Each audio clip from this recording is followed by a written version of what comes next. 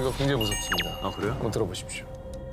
2017년 6월 한 여성이 지역 인터넷 카페에 우리 아들이 직접 겪은 일이라며 올린 글 하나가 일산 일대를 공포로 몰아넣었습니다. 뭔데요? 뭐지? 어느 늦은 밤 작성자의 아들 A군은 집에 가려고 일산 주염역 근처 정류장에서 버스를 기다리고 있었는데요. 그때 어디선가 들려온 간절한 목소리.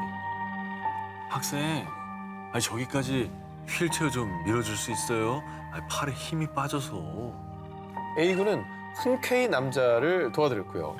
그리고 남자가 말한 건물 앞에 도착했는데 왜 안 나오지? 아, 저기 미안한데 건물 안까지 더 들어가 줄 수 있어요? A군은 뭔가 꺼림칙했지만 설마 하며 건물 안 엘리베이터 앞까지 갔습니다. 뭐 누군들 저렇게 안 했겠습니까? 그러니까. 그죠? 그런데 A군이 그만 가보려고 하자 음료수를 마시고 가라라는 등 자꾸만 남자가 시간을 끌기 시작했습니다. 저때 나왔어야죠.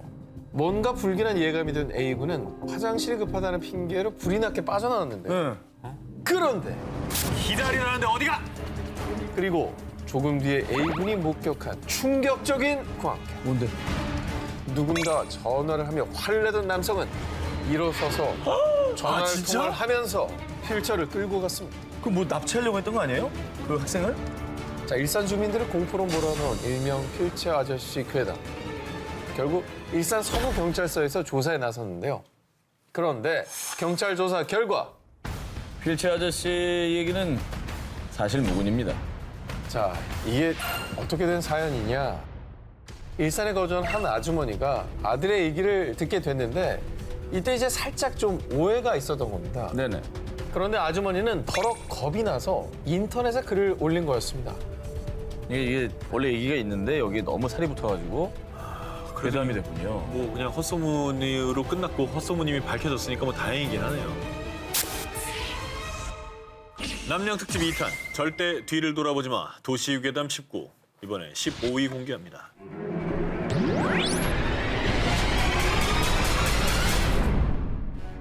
만취 여대생 일어나 보니 신장 도난.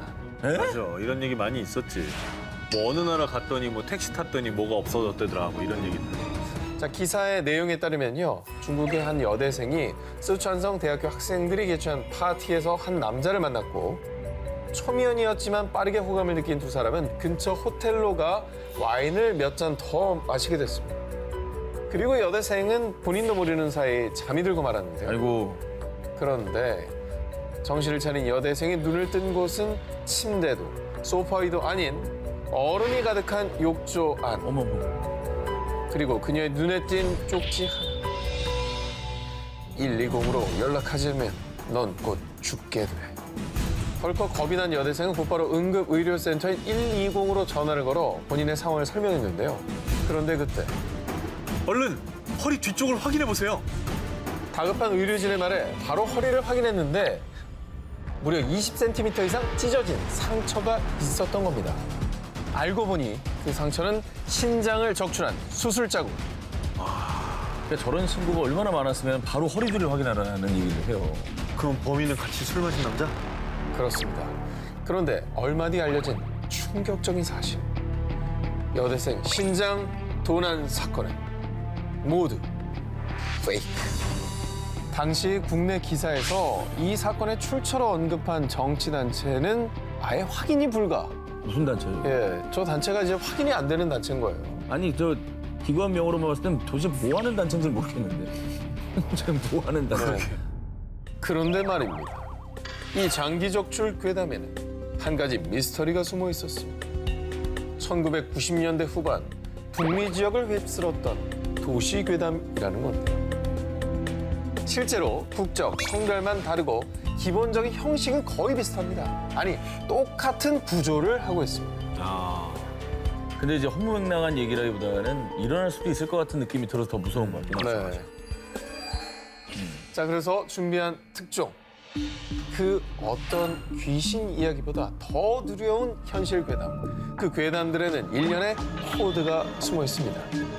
뭐죠? 무슨 코드죠? 자, 공포 괴담 공식 그 첫 번째. 주인공 대부분은 아는 사람의 아는 사람. 아, 맞아. 실제로 2013년 광주광역시 전역을 공포에 빠뜨린 신장적출 괴담. 내용인즉슨 택시기사가 술에 취한 손님의 목에 주사를 놓고 신장을 적출했다라는 내용이었습니다. 그래서 광주 동부경찰서에서 직접 나서서 확인까지 했지만 결국은 이것도 괴담으로 밝혀졌는데요. 그런데 대화에 등장하는 주인공 피해자는 내 친구의 아는 형. 그러니까 아는 사람이 아는 사람은 사실 모르는 사람이에요. 그러니까 아무나 그렇지. 얘기한 거야, 아무나. 그렇지. 자, 그리고 또 있습니다. 공포괴담 공식 두 번째. 구체적인 지명. 맞아. 자, 정 기자, 혹시 네네. 이 학교 다닐 때 신촌 패밀리 레스토랑 괴담 들어보신 적 있나요? 뭐 비슷한 거 들은 것 같아요. 뭐 화장실 뭐 저거 하는 거. 정확히 기억하시는군요. 맞죠? 나도 들었던 것 같은데?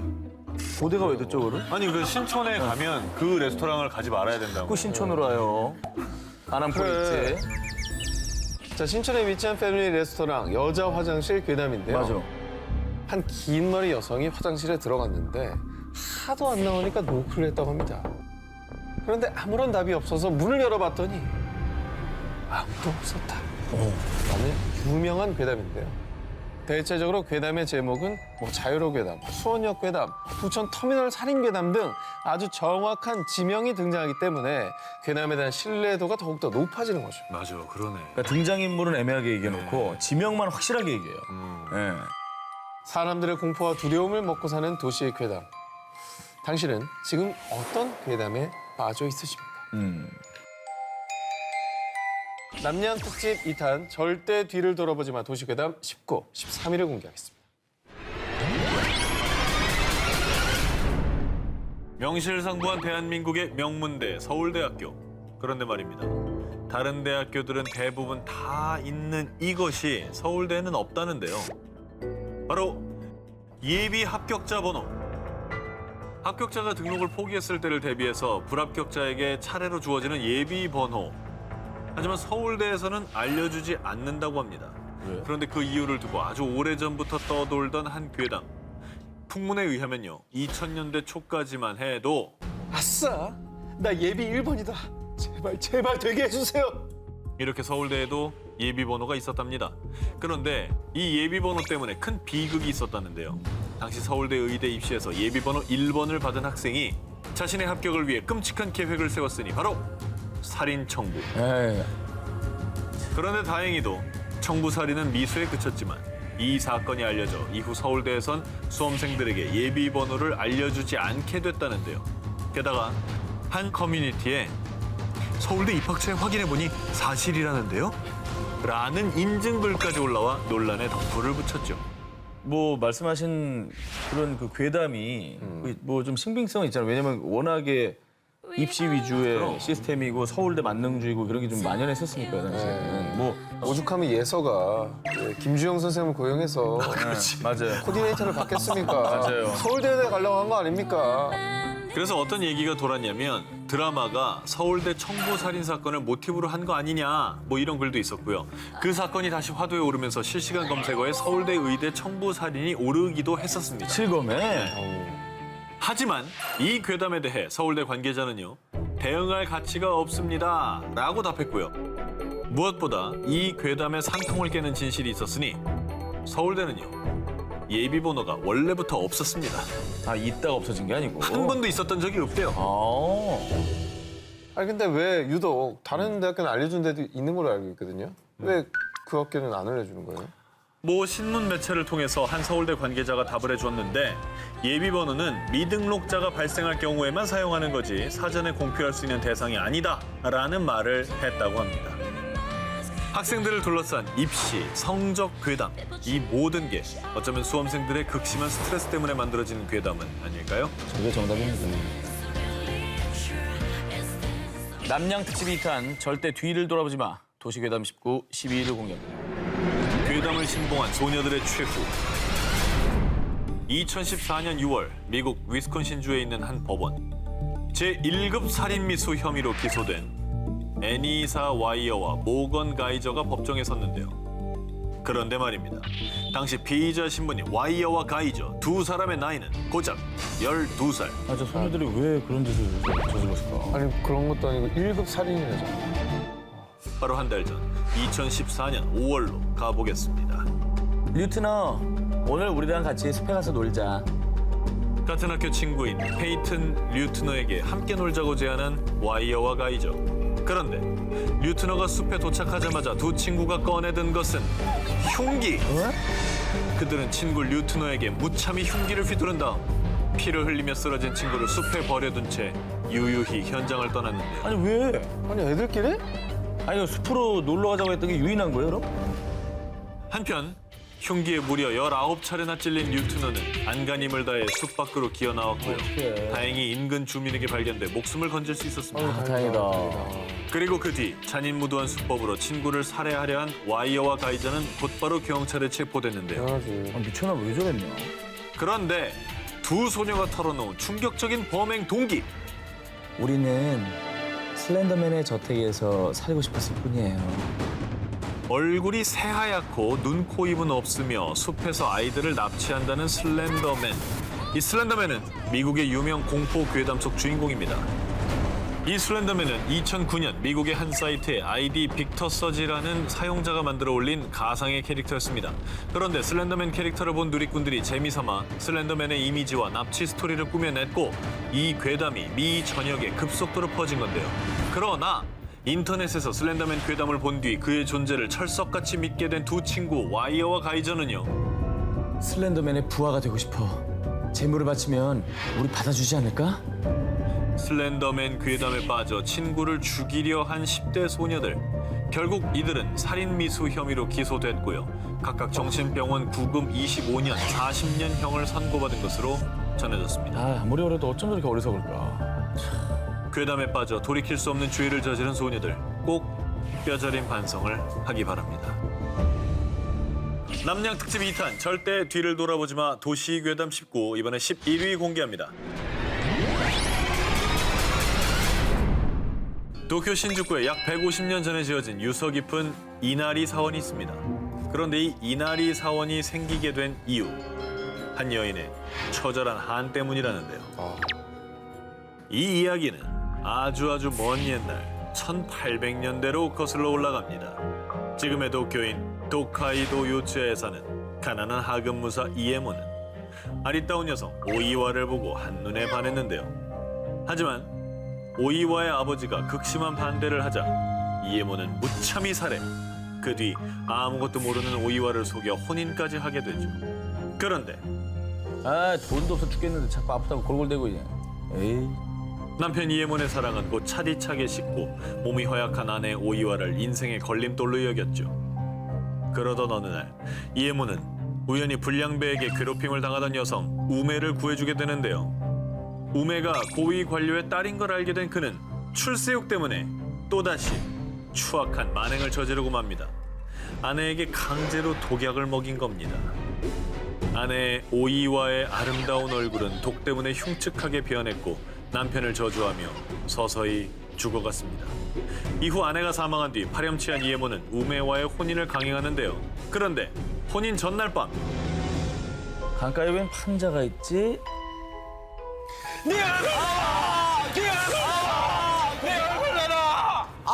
얘털 뽑혔어. 공포 특집이잖아.